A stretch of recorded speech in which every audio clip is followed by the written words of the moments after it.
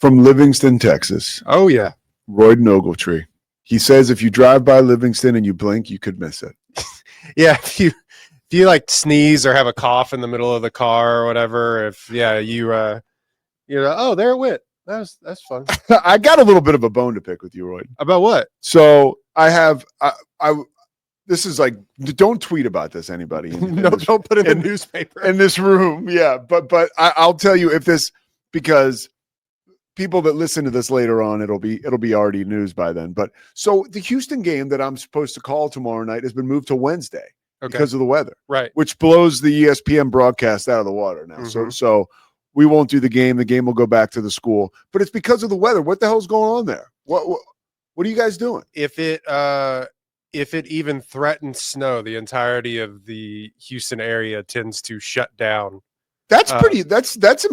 I mean, North Texas is a little bit more prepared for it, and actually, I think we're a little bit more prepared. But it never snowed when I was in growing up. It snowed maybe twice, I think, and everybody was like, they canceled school for like 3 days. They didn't know what to do with it. In Houston, it's even worse because it's like people forget how to drive, and there's 1.5 million people on the roads at any given time. So we just ill prepared, man. It's like it's an anomaly that we are not prepared for. So that game, we're more prepared for hurricanes than we are for. I swear. Yeah, I swear. Yeah, that would actually make a little sense. So the Texans yesterday, were you depressed after Saturday? What was funny is that I knew that like I shouldn't get my hopes up. There was a less than 0% chance that the Texans were ever going to win that game. Less than 0%. Like there was no world in which the NFL was going to allow the Texans to ever win that game,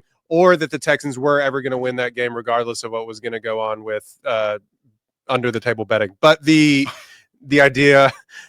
The Texans just have been ill prepared for like good teams all year. Yeah. On top of everything else, they can't score in the red zone. They can't. They settle for field goals. And look, the calls notwithstanding, they left 35-year-old Travis Kelce open over the middle of the field the entire time. Often for like 7 catches for the best game he's had all year. He's been like the number, if you just go by like fantasy stats or whatever, he's been like the 15th best tight end in the league all year. Anyway, I had told myself, don't give yourself hope. Don't give yourself hope. And then it was like an 8-point game or whatever it was. Fairbairn misses those kicks. But my wife, I'd been so stressed for like 2 weeks because of work that she had the foresight to like schedule a massage that somehow ended up in the back half of that game when I would have been losing my mind when Patrick Mahomes got another call for roughing the passer when he didn't slide in time. What did you think of that? And I mean, honestly, I want to ask you this because you're a very knowledgeable sports guy. I mean, obviously, you're the sports director over at KWTX. You're the man. All right. So, but you're grounded. As far as I know, I'm about to find out just how grounded you are. So hold on. I'm about to find out just how grounded you are. Do you think the officials blew that game for the Texans? Not really. I think the Texans kind of blew the game for the Texans. I think what people are really I in the moment I was frustrated, but like with that and stuff like that too. But he's gotten that call since they've won 2 Super Bowls. Yeah, exactly. And he's won 3 total, but Super Bowl winning quarterbacks get that thing. Does he flop a little bit now more than I think that he used to, Mahomes? Yeah, I think so too. I think I don't think the refs blew it. I think what people are frustrated with in general with the Chiefs or with dynasties in general, like it goes back to the Patriots, it goes back to the Cowboys. People have been frustrated for millennia when big teams get calls, but like it's the timing of some of the plays, some of the flags that I think people are more upset about, or at least I am. Yeah, where it's like that first one on Will Anderson, he overthrows Travis Kelce down the field, and they kind of bail him out with that roughing the passer call. So they go down and they continue to, like, I think they add points on that drive. Yes. That's what's a little frustrating. Now, if you do look at it, the Texans had like 8 penalties, and like the next closest team in the divisional round, I think, had 4 penalties. Yeah. Now that may due to the sloppiness of what the Texans are, and they probably were the worst team that was still in the divisional round. Yeah. To my mind. And they've been sloppy all year. They're like one of the most penalized teams all year. I don't think the refs blew it. I think there's a bunch of stuff that they could have done better, like score touchdowns. That would be good. Don't rely on your kicker that is notoriously bad in big games to kick field goals in 20-mile-an-hour winds. Yeah, that was rough. That score more than 14 points if you want to beat the Chiefs. That's literally all, because the Chiefs can't score more than 25, it seems like, this year. It seems stupid. Score more points. It's the whole simple, game. Yeah. Pretty simple game. All right, so we move on to more good news. Baylor, oh, yay. Baylor basketball. If the team, I mean, you're ranked 25th in the country. Yeah. They were. I mean, today that'll obviously change. They are now 11-7, closer to 500 than I ever really could have thought. And the thud was heard all around the college basketball nation yesterday when they lose to TCU, who is not a very good basketball team. Yeah. Or if they are, maybe they're getting better. Again, we'll see. But is this a loss where the Baylor basketball team is able to kind of as a gut check time? Okay, now it's this is the worst it gets and we go up from here, or is this who they are? Well, it'd be interesting to see because it's do they have enough healthy scholarship players? Yeah. Now, Jeremy Roach went out with they haven't said, well, that I'm assuming maybe another. It looked like a concussion. I don't want to speculate on any of that. Yeah. He had already been concussed earlier in the year, and they were having to help him off the floor with a couple players into the locker room. It looked like he took a knee to the side of the head the other night, or last night against TCU. So I don't want to assume anything, but he had already been knocked out once with a concussion this year. So now you're down another scholarship player. Scott Drew, for better or for worse, refuses to play anybody that's not on scholarship for the team. And maybe you can't play walk-ons or anything in big-time college basketball. Yeah, but who would you like to see playing? No, I just think – and maybe Asamoah got banged up a little bit more, but it felt like it took an act of God to get him into the game a couple of weeks ago when they were down to 6 players. It felt like he would have just played Rob Wright off the bench. Yeah. And that's it. And then eventually they're all right, well, we have Asamoah. We gotta throw him in. And is he not on scholarship? He's on scholarship. He is on scholarship, but okay. I'm talking about you want to see Hubbard in there? Yeah, probably. I mean, who is the guy that they got from now I'm really scraping the bottom of the barrel. But who's the guy that they got from junior college that was junior college player of the year or something like that? That's sitting. Is he on the roster now? Yeah, help me out here. I'll help you out. Hold on. I know. Is it the other guy with the name that's tough to pronounce? I don't know. And they also have an international player that they put on scholarship as well. But in his limited action, he has Dubrovich Dubrovich. He hasn't looked. Okay, really so good. Are we talking about? Let me see here. Omar Adegbola. Is that the guy you're talking about? I believe so. Yeah, because he's from Houston. That's why. Yeah. Well, no, I just think that we were talking before the break. I think that they were really dependent on guys being healthy, and they were only going to go 8 deep at best this year. It seems like maybe Asamoah would come on and they would have a little bit deeper bench towards the middle of the year. They had to play him earlier than I think that they wanted to. Yeah. Back to your question, if they're not healthy, this is who they are. Yeah. If they're not healthy, they can get out to big leads against teams and hope to God that they hold on. Yeah. When they don't have legs in the back end of the second half. And Celestine played for the first time since January 31st. Right, but Langston Love, December 31st. Yeah, Langston Love still isn't playing. Now you have your starting point guard who you're banking a lot on, Jeremy Roach, who has been up and down this season, but it's still a veteran body that you need out there. He's out for who knows how long. Hopefully not, but probably I would bet he is out a good while. So I was thinking yesterday, and I definitely am a prisoner of the moment, like most fans. As much as we want to keep this professional, and whether it's calling games or reporting on games, right. At the end of the day, you get kind of wound up. That's why we're doing what we do. I think this just could be who they are as well, and I think this could be just one of those years for Baylor. Every school, every so often has one of those years. This could be one of those years. It also could be, as I ride the fence here a little bit, one of those years where they get in the tournament as an 8 seed and they get to the Sweet 16. You just don't. Yeah. You don't know because, right. They were ranked 25th in the country last week. Obviously, that'll change after 2 losses. The Arizona loss, I totally understood, even though it was a blowout. This one, I don't understand. And it's an indication of probably, like we said, who they really are.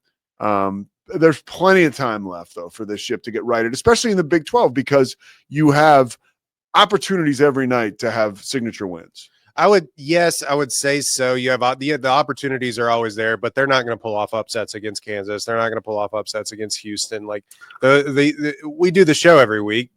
We watch the highlights inside the 12. Inside the 12, we produce it and do that show every week. Yeah, we know that like the top of the top in the Big 12 are world beaters, and you cannot go in there with 6.5, 7 players and expect to get super signature wins versus, quite frankly, like the number 1, 2, 3 team in the nation. Yeah. And Kansas got beat on their home floor for the first time in a millennia this year. By West Virginia, correct? Yeah. So like there's opportunities to get some of those players where there was, or players, some of those teams where there wasn't previously, but I just don't see this team doing it. They're getting out rebounded by like TCU. Yeah, they're getting outworked on the glass. They're allowing teams. It's really the getting the lead and then losing it is like they don't have the ability to go on those runs and extend leads. They gave up 42 points in the second half yesterday, and they're just getting into the paint and doing like fadeaway jumpers, and people are hitting mid-range shots against them.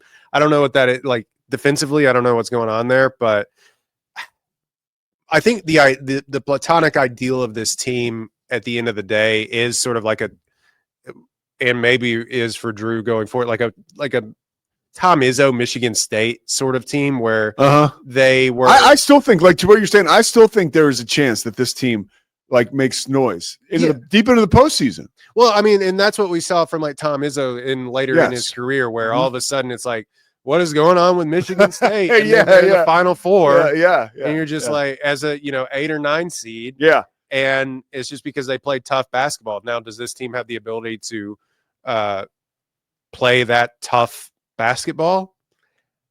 I don't know. We thought we had seen it after. I mean, you called the game, and I was there for the Cincinnati game. I was really impressed with them when they beat the brakes off of Cincinnati. But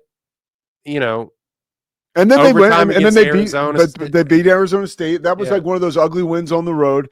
But these last two, I don't think Arizona State's very good. And then Arizona, any team that they catch on the up and up is like going to get their best swing, and they haven't been able to counter a lot. All right, I need to get your swing real quick on movies before we leave. I saw Baby Girl. You did on Friday? Yeah, I saw it with my girlfriend.